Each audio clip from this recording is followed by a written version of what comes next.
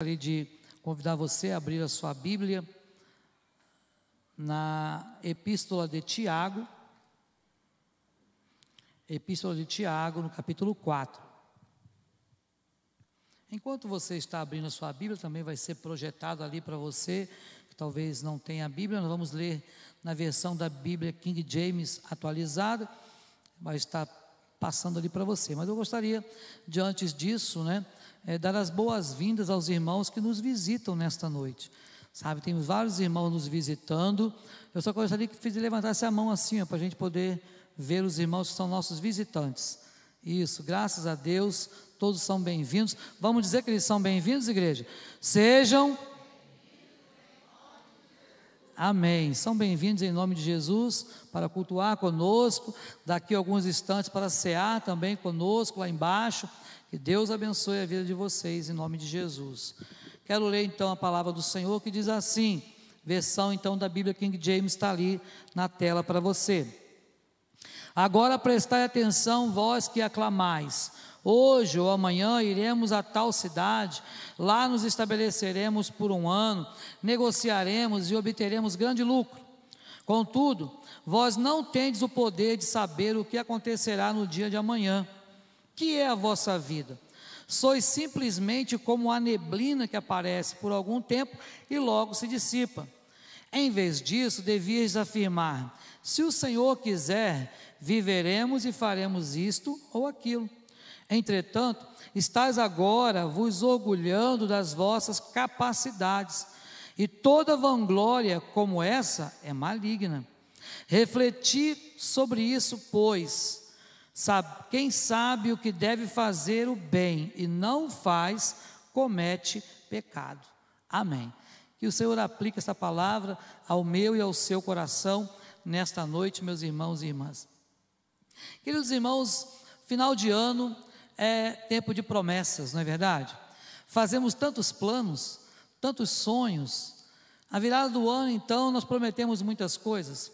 Eu não sei quantos aqui já tiveram a oportunidade de passar o Réveillon lá em Copacabana, mas Copacabana, durante alguns anos eu estive por lá, passando o Réveillon naquele lugar, fazendo evangelização, e é interessante que nós, num dado ano que nós estivemos lá, montamos, junto com o pessoal da Jocum, Jovens com a Missão, algumas tendas nas areias de Copacabana. E lá nas areias de Copacabana, aquelas pessoas que têm outras religiões também colocam tendas lá, e algumas delas colocam tendas para consulta espiritual. E nós então também colocamos a nossa tenda para consulta espiritual. E colocamos uma faixa na frente da tenda dizendo: consulta espiritual com o Pai das Luzes. E aí a nossa consulta era gratuita, enquanto outros cobravam. E nós colocamos uma faixa dizendo que a consulta espiritual era grátis. Então é claro que aquela nossa barraca, nossa tenda, ela ficou com uma fila enorme de pessoas querendo se consultar, porque muitas pessoas querem saber o que vai acontecer amanhã, não é verdade? Muitas pessoas têm curiosidade, o crente não, porque o crente descansa no Senhor, mas as pessoas que não têm Jesus como seu Senhor e Salvador, ficam ansiosas em desejar saber o que vai acontecer amanhã.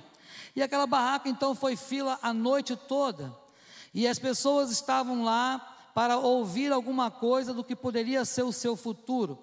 E o que me vinha sempre à mente de falar para as pessoas que entravam na barraca onde eu estava, eu dizia para elas: olha, eu vejo para você 2 futuros possíveis para o ano que vem. Vejo primeiro um futuro muito ruim, muito amargo, coisas difíceis, desgraças, acontecimentos terríveis. Vejo algo muito ruim na sua vida para o ano que vem. E quando a gente falava dessa forma, as pessoas começavam a regalar aqueles olhos, e pensando: meu Deus, e agora? Porque elas creem naquela coisa, acreditam naquilo ali. E depois eu falava: olha, mas também eu vejo para você um futuro muito bom. Posso vislumbrar também um futuro de muita bênção, de muita prosperidade, de muita luta, mas também de muita vitória. E começava a falar para elas de um futuro melhor que ela pudesse ter, que certamente eu poderia ver naquele momento. É claro que eu não estava vendo nada. Evidentemente eu estava ali apenas iniciando uma conversa para uma evangelização. ao ponto de eu dizer para aquela pessoa: olha, de qual futuro você gostaria de ter? E se você pudesse escolher, é claro que você gostaria de ter um futuro abençoado, um futuro de vitória, né, um bom emprego, talvez realização aí de um sonho, não é? E eu dizia para eles: olha, o primeiro futuro que eu descrevi para você é se você não tiver Jesus Cristo como Senhor e Salvador, porque o Pai das luzes que você entrou aqui na tenda dele agora, esse Pai das luzes, a Bíblia diz que não há mudança nem sombra de variação alguma. E se você entregar o seu caminho, a sua vida a Jesus, então você terá esse segundo futuro, poderá ter esse futuro de bênção, de vitória e tudo mais, que Deus tem reservado somente para os seus. E uma vez eu ouvi uma frase de uma jovem, e isso me marcou, eu nunca esqueci. Ela disse assim: olha, eu não esperava que Deus fosse me encontrar aqui. Por volta de 2 e pouca da manhã, 3 horas da manhã, ela não esperava que Deus a fosse encontrar naquele lugar. Ela era desviada do Evangelho, estava longe de casa, bem longe de casa. E ela disse: olha, agora, pastor, a minha mãe deve estar lá em casa orando por mim, e eu estou aqui fazendo coisas erradas. E eu disse para ela: olha, dá tempo ainda de voltar. O fato, meus irmãos e irmãs, é que a cada momento nós também temos curiosidade de saber: amanhã eu vou fazer planos, Senhor, eu quero fazer isso, eu quero fazer aquilo, eu vou comprar, eu vou vender, eu vou fazer, vou mudar de emprego, vou mudar de casa, vou emagrecer, vou fazer dieta. Não é verdade? Quantos sonhos, quantos planos a gente faz? Pois bem, a carta de Tiago é uma carta interessante, porque Tiago escreve para uma igreja que estava dispersa, não dispersa entre si, mas uma igreja na dispersão, isto é, uma igreja que estava agora voltando para as suas terras natais, porque Jesus havia ido assunto aos céus, já havia acontecido o Pentecoste. E agora o povo, aquele povo convertido, era perseguido pelo Império Romano e começaram a voltar para as suas terras natais. Mas crente, quando está de viagem, mesmo de férias, né, o crente não pode perder a oportunidade de pregar o Evangelho, não é verdade? Então aqueles crentes voltando para as suas terras, eles voltavam sim com alegria no seu coração, mas falando do amor de Jesus aonde eles passavam. E diz a Bíblia que a igreja, ela era crescida dia a dia dos que iam sendo salvos. A igreja estava crescendo e foi o tempo de maior crescimento da igreja naquela época. Mas também foi um tempo onde a igreja foi perseguida. E muitos cristãos daquela época estavam apreensivos porque acabaram de crer em Jesus e agora já estavam sendo perseguidos. Se você ler o primeiro versículo desta carta, vai ver isso: Tiago, servo de Deus e do Senhor Jesus Cristo, as 12 tribos que se encontram na dispersão. Então, Tiago escreve esta carta justamente para poder animar aqueles crentes e dizer para eles: olha, dá para ser crente sim, mesmo sendo perseguido. Mas lembre-se, os nossos projetos humanos podem falhar, os nossos sonhos podem falhar, mas aquilo que Deus planejou para a nossa vida não falha. A Bíblia diz que tudo pode passar, a única coisa que não passa é a palavra de Deus. Então aquilo que Deus prometeu, aquilo que Deus falou, se cumpre ou se cumprirá. O que nós precisamos fazer é crer. O que nós precisamos fazer é observar que os nossos sonhos, que os nossos projetos precisam estar sob a orientação e sob a autoridade do Senhor. E aquele povo que estava lá, alguns deles, alguns crentes daqueles, estavam simplesmente achando assim: eu vou fazer meus planos, vou lá, vou construir a minha casinha agora, vou deixar alguma coisa para lá. E aí Tiago fala: olha aqui, vocês podem até fazer planos de vocês, mas vocês têm que se lembrar que se você fizer planos, deve submetê-los à aprovação do Senhor. Muitas vezes, irmãos, nós pegamos e escrevemos, tem gente que tem o hábito de escrever planos, né? Alguém aqui tem hábito de escrever os projetos que, eu quero fazer isso, faz uma listinha, né, de alvos para o próximo ano. Às vezes a gente faz essa listinha e a gente leva para Deus e fala assim: assina aqui, porque eu quero que depois passar lá no almoxarifado e pegar essas bênçãos lá do Senhor. Achamos que podemos dizer o que Deus vai fazer ou o que Deus não vai fazer. Quando na verdade o ideal é você pegar e escrever ali, o seu nome, assinar o seu nome numa folha em branco e falar: Senhor, aqui, quais são os teus planos? Escreve aqui, o que o Senhor tem para mim nesse próximo ano? Porque se você estiver debaixo da orientação do Espírito Santo, há certeza de que os seus projetos poderão ser bem-sucedidos. Muitos projetos hoje em dia, nossos irmãos e irmãs, não conseguem ser levados a efeito, não são bem-sucedidos, porque nós não consultamos o Senhor. Nós consultamos o Senhor, via de regra, nos grandes projetos, mas nas pequenas coisas, geralmente a gente não consulta. Não é verdade? Vou fazer uma viagem. Senhor, é a tua vontade que eu vou fazer aquela viagem? Senhor, eu vou mudar a cor da pintura da minha casa. Senhor, é a tua vontade? Coisas assim você fala: pastor, mas eu vou ficar toda hora perguntando tudo para Deus? Pois bem, o crente é isso. O crente, ele fala tudo para Deus. Ele conta, não é só problema. Só que infelizmente nós nos acostumamos a contar para Deus só problemas. Só falar com Deus e pedir coisas para Deus quando estamos precisando de alguma coisa. Primeiro nós atiramos e fazemos pergunta depois, é igual o Velho Oeste, né? Aqueles filmes de faroeste. Com Deus não pode ser assim. Nós precisamos sim entregar o nosso caminho ao Senhor, confiar no Senhor, e o mais, Ele fará. Então o Senhor promete fazer por nós todas as coisas, só que nós precisamos aprender uma coisa que eu acho que poucos crentes conseguem, que é descansar no Senhor. Esse negócio de esperar com paciência, não é? Isso não é um negócio muito fácil, não. Esperar com paciência não é algo que a gente gosta de fazer, não, porque nós somos humanos e somos imediatistas. Então queremos orar aqui, quando chegar em casa a bênção está lá esperando no portão. Não é assim que muitas vezes nós fazemos. Mas quantas vezes oramos por alguma coisa anos a fio? Quantas vezes a gente ora por a conversão de alguém da nossa família durante anos? E aquilo só vai acontecer lá, e às vezes você nem vê. Deus leva você antes e você nem vê, e depois aquilo acontece. O importante, meus irmãos e irmãs, é nós realmente vivermos os planos de Deus para nós. E a Bíblia diz que os planos de Deus para nós são maravilhosos. Ele diz assim: olha, eu é que sei os pensamentos, os planos que tenho a seu respeito, diz o Senhor. São pensamentos de vida e não de morte, sabe? Para vos dar o fim que desejais. Então o Senhor tem prazer em satisfazer o desejo do nosso coração. É claro que quando esse desejo não colidir com a vontade soberana dEle. Mas será que nós temos entregue tudo nas mãos de Deus? Há uma canção, da Cassiane, muito antiga, que ela canta isso, Entrega nas mãos de Deus, tudo Ele vai fazer, e a alegria vai trazer para a tua vida. Sabe, entregar nas mãos de Deus é o que nós precisamos fazer, isto é, entregar os nossos projetos para Deus. Lembra do rei Josafá? Deus disse: olha, nesta batalha não terei de pelejar, ficai parado e vede o livramento que eu vou dar.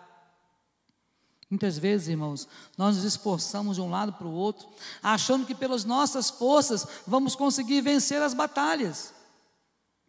Só que a Bíblia diz que tudo é força, mas só Deus é poder.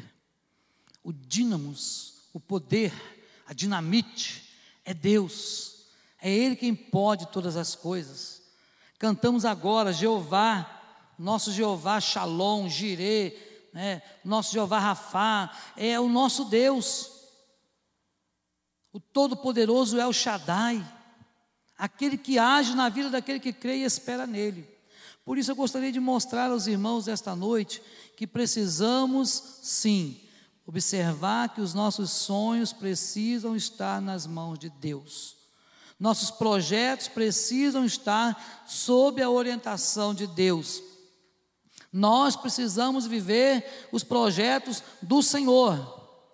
E aqui o texto nos diz: olha, atendei agora, vós que dizeis, hoje ou amanhã iremos para tal cidade, vamos fazer lá, vamos negociar, vamos projetar, vamos ganhar dinheiro, vamos ter lucro. E ele diz: vós não sabeis o que sucederá amanhã.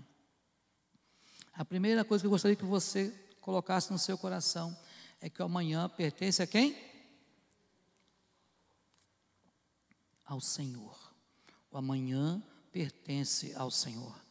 Nós não sabemos o que vai acontecer daqui a alguns instantes, mas uma coisa nós sabemos: o nosso Deus, a quem nós servimos, Ele há de nos abençoar em todo o tempo. A Bíblia nos garante que o Senhor não está com a sua mão encolhida, que Ele não possa salvar. Não está surdo o seu ouvido, que Ele não possa ouvir as orações, as súplicas que se fazem diante dEle. Mas nós precisamos aprender que a nossa vida, ela só tem valor em Cristo. Essa é a primeira coisa que eu gostaria que você colocasse no seu coração nesta noite.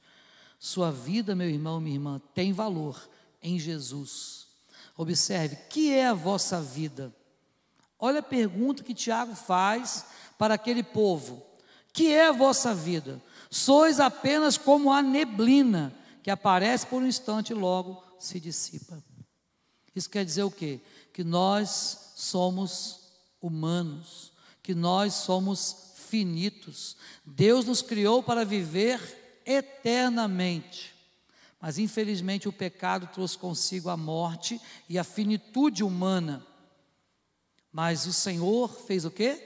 Aprove ao Senhor salvar alguns através da loucura da pregação, pelo sacrifício, pelo sangue do Cordeiro na cruz do Calvário. E hoje o Senhor tem nos abençoado por conta disso. Então é preciso observar que a nossa vida, o valor da sua vida, é porque você tem Jesus no seu coração. O próprio Senhor Jesus, lá em João capítulo 15, vai dizer: sem mim nada podeis fazer. É interessante, né? Porque sem mim nada já bastava, não precisava o complemento, né? Sem mim nada, você não pode nada, não é nada, não faz nada, você não seria nada. Sem mim nada, Jesus diz. Mas ele completa: nada podeis fazer. Precisamos estar na videira. Então, se você hoje, meu irmão e minha irmã, tem algum valor, se a sua vida tem algum valor, esse valor é porque um dia Jesus deu a vida dele por você e por mim. E só tem valor aquele que tem Jesus. Porque quem não tem Jesus vive, né, como simplesmente alguém que não tem vida. A Bíblia diz que quem tem Jesus tem a vida. Quem não tem Jesus não tem a vida. João 3,17. Então é preciso saber que nós precisamos desta vida. Mas será que você tem essa consciência de que a sua vida, o valor dela, é porque um dia Jesus deu a vida dele pela sua? A vida dele pela sua vida, para que você tivesse vida e vida com abundância. Mas olha uma outra coisa interessante.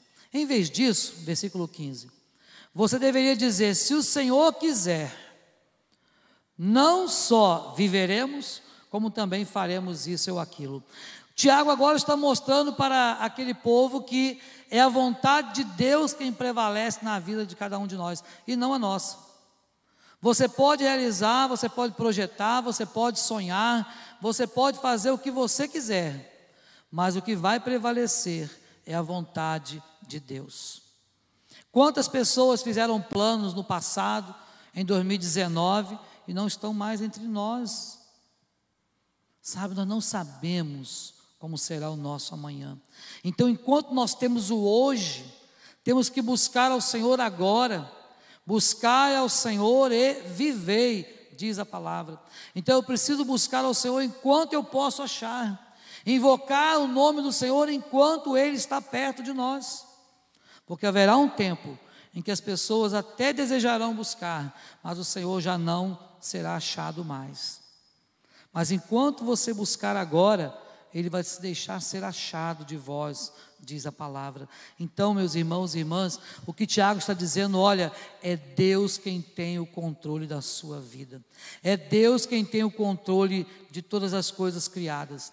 E eu acho interessante isso, porque há uma corrente aí teológica e filosófica que tentam dizer que Deus, ele criou o universo, mas que ele abandonou a sua criação ao seu bel prazer. É um erro muito grave pensar assim, porque o nosso Deus não só criou todas as coisas, como Ele rege e sustenta a sua criação. Se as estrelas estão no céu, elas não caem porque Deus sustenta. Sabe, se a nossa terra gira em conformidade direitinho nesse sistema solar, é porque o Senhor a fez assim e não cai. Nosso Deus criou desta forma. Se você observar a criação de Deus, como nós lemos no início do culto, o Salmo 19, né? Os céus proclamam a glória de Deus e o firmamento anuncia as obras das suas mãos. Se você olhar a criação de Deus, se você der uma olhada para o lado aqui, eu pergunto para você, quantos que estão aqui que são iguais aos outros, um ao outro? Ninguém, e nós somos poucos, imagina no mundo inteiro, não há ninguém igual, não há nenhuma cópia. Não existe uma cópia sua andando por aí, um clone seu andando por aí, porque o nosso Deus nos fez, cada um de nós, com detalhes específicos. O nosso Deus nos criou, pensou na cor dos olhos, pensou na cor do cabelo, pensou na cor de pele, pensou em tudo, colocou o seu temperamento aí em você. O nosso Deus pensou em tudo, sabe, mas é preciso entender que nossa vida está nas mãos de Deus. É Deus quem dirige a nossa vida. Deus dirige o nosso destino. E isso nós precisamos ter em mente. O amanhã pertence ao Senhor.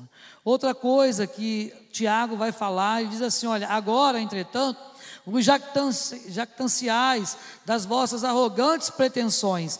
Na Bíblia da versão King James, ele diz assim, olha, entretanto estáis agora vos orgulhando da vossa capacidade, e toda vanglória como essa é maligna. Irmãos, quantas pessoas, né, acham que podem, quantas pessoas acham que conseguem, quantas pessoas acham que elas se bastam, não é? Há uma canção antiga que não é evangélica, mas que dizia um refrãozinho dela assim, ó, eu me amo, não posso mais viver sem mim. Sabe, é uma canção totalmente hedonista, né? Uma canção difícil de ser cantada, porque entendemos que de fato devemos amar a Deus sobre todas as coisas, e depois, amar ao próximo como a nós mesmos. Já expliquei isso aqui, né? Amamos a Deus, depois amamos a nós e depois amamos o nosso próximo. Pastor, não é isso que a Bíblia está dizendo, não. É sim, porque diz para eu amar o meu próximo como a mim mesmo. Como eu vou amar o meu próximo como a mim mesmo se eu não me amar? O termômetro para amar o próximo é a maneira que eu me amo. Então nós precisamos entender sim que a arrogância não agrada a Deus. A Bíblia diz que aquele que se exaltar será humilhado, e aquele que se humilha mediante a potente mão de Deus, no seu tempo Deus nos exaltará. Meu irmão, minha irmã, o que Tiago está dizendo é que as nossas pretensões, os nossos sonhos, os nossos projetos devem estar sujeitos então à autoridade, à soberania do nosso Deus. O nosso Deus, Ele é quem detém a autoridade para fazer o que Ele quiser.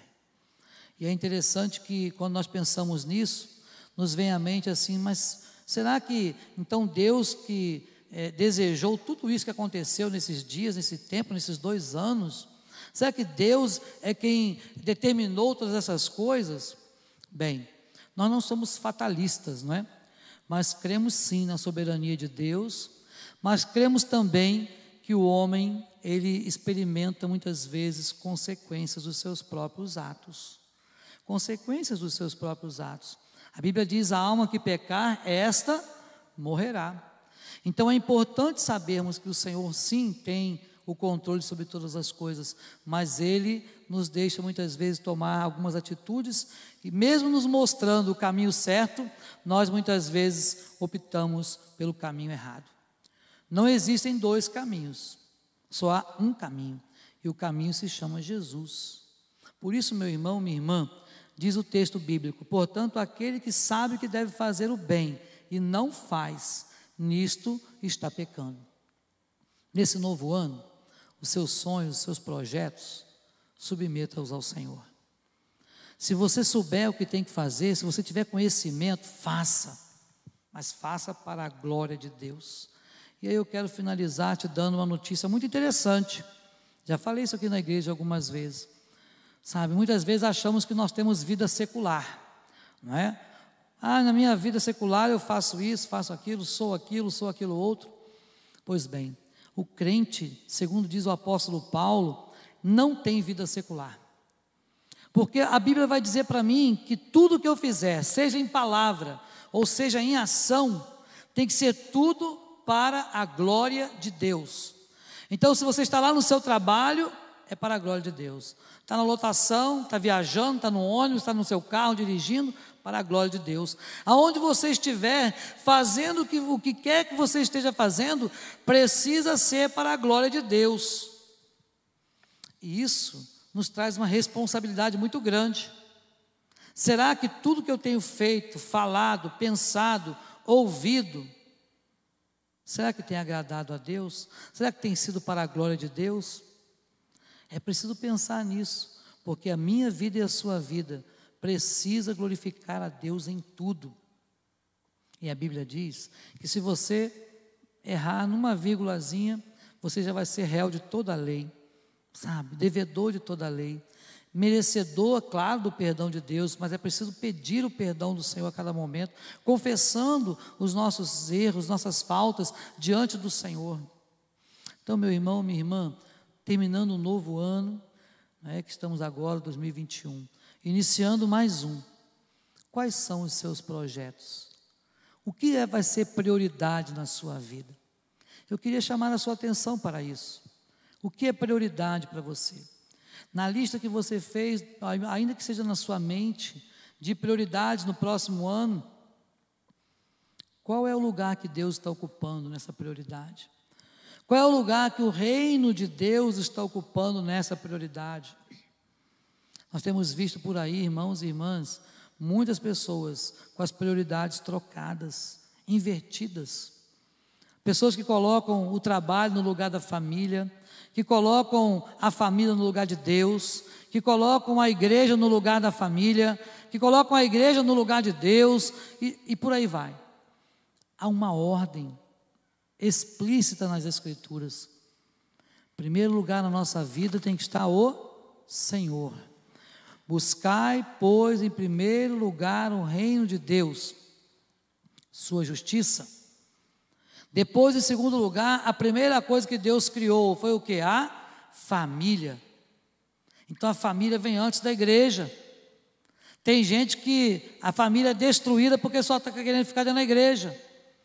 Pessoas que quando se convertem, às vezes o casal não é crente, a família ninguém é crente, e um se converte. Aí é o problema, porque quer viver dentro da igreja. E aí começa o conflito no lar, com o marido, com a esposa, e com filhos e tudo mais. Não é assim. Sabe, a família vem antes da igreja. E eu sempre falo isso, se você tiver uma demanda na sua família, fala, pastor, eu não vou poder ir ao culto não, porque minha família está precisando disso. Meu irmão, Deus abençoe. É isso mesmo. Tem que cuidar da família, porque se não tivermos famílias equilibradas, a igreja não poderá estar equilibrada. Mas aí depois da família vem a obra, vem a igreja. E depois você pode listar as outras coisas. Por quê? Porque todas elas serão acrescentadas. Se você inverter essas ordens, ou essa ordem, você terá problemas. Se Deus não for o centro da sua casa, da sua família nesse novo ano, você terá problemas. Se a sua família não tiver prioridade depois de Deus na sua casa, antes da igreja, você terá problemas. Mas se a igreja também não tiver um lugar na sua agenda, também você poderá ter problemas. Então, meu irmão, minha irmã, vamos colocar as ordens certinhas. Vamos pedir a Deus para nos abençoar, para que consigamos realmente agradar ao Senhor. Você não sabe o que vai acontecer amanhã, então vamos entregar o amanhã nas mãos de Deus. Vamos entregar o nosso amanhã nas mãos do Pai. E quem sabe a gente vai chegar lá no final de 2022, né? O ano que vem. Quem sabe? Mas independente de qualquer coisa, sua vida e a minha vida estão cativas ao Senhor. E é Deus quem não nos deixa cair. Não pense que você resiste porque você é fortão. Ah, eu sou crente, eu oro muito. Ah, eu tenho fé. É Deus quem nos faz perseverar. Porque se Deus nos soltar só um instantinho, o que acontece com a gente? Volta para a lama. Não é assim que acontece com o porco? Dá banho no porco, passa perfume no porco, depois solta ele perto ali do valão ali, né? Da beira-valão. Solta ele ali para ver. Para onde ele vai? Para a lama. Se você não amarrar ele para ele ficar no lugar limpo, ele vai voltar. Somos nós. A Bíblia diz que é mal todo desejo do nosso coração. A Bíblia diz que o nosso coração, ele é desesperadamente corrupto. Não tem nada de bom em nós, a não ser o Espírito Santo. Se não fosse através do Espírito Santo, você não conseguiria fazer nada de bom, nada que agradasse a Deus. Então, meu irmão, minha irmã, vamos entregar o nosso caminho ao Senhor, vamos entregar o nosso 2022 para o Senhor, vamos entregar aos nossos filhos, nosso esposo, nossa esposa, nossos pais, nossos irmãos, sabe, o trabalho, vamos entregar para o Senhor, dedicar ao Senhor. Senhor, cuida, porque eu não dou conta, sabe. Quando Josafá, lá em 2 Crônicas 20, vai ter aquele embate lá, aquela guerra. É interessante que a primeira coisa que eles falam é assim: olha, em nós não há força, Senhor, para resistir esse exército que vem contra nós. Que Deus quer isso, que nós reconheçamos que nós não podemos. Porque quando a gente reconhece que a gente não dá conta, a gente está reconhecendo que é Deus quem vai fazer. Então, quando você não dá conta, Deus faz. Aquilo que você não pode fazer, Deus pode. Eu não sirvo a um Deus do impossível. Tem gente que canta isso e fala isso toda hora, né? Ah, o nosso Deus é um Deus do impossível. Só se for o seu, o meu não. O meu Deus é o Deus que tudo é possível. Não é Deus de impossível. Impossível é para mim, impossível é para você. Mas nós servimos ao Deus que tudo é possível. É claro que Ele faz os nossos impossíveis, mas Ele é o Deus Todo-Poderoso. Então eu gostaria de orar com você mais uma vez. Eu queria entregar esse 2022 nas mãos do Senhor. E se você tem aí, né, algo que você tem pedido a Deus para esse próximo ano, você tem sonhado com alguma coisa, vamos colocar nas mãos do Senhor. Vamos pedir ao Senhor que tenha misericórdia de nós. Vamos pedir ao Senhor que, se for da vontade dEle, olha o que o texto diz: se o Senhor quiser. Aí quando a gente fala isso em algum lugar, o outro fala, Deus quer. Já viu isso? Quando você fala assim, se Deus quiser, a pessoa fala, não, Deus quer. Como que eu vou saber se Deus quer? Como eu vou conhecer a vontade dEle? Uma coisa nós podemos ter certeza: a vontade do Senhor é sempre boa, agradável e perfeita. Então vamos entregar, vamos orar. Feche os teus olhos por alguns instantes.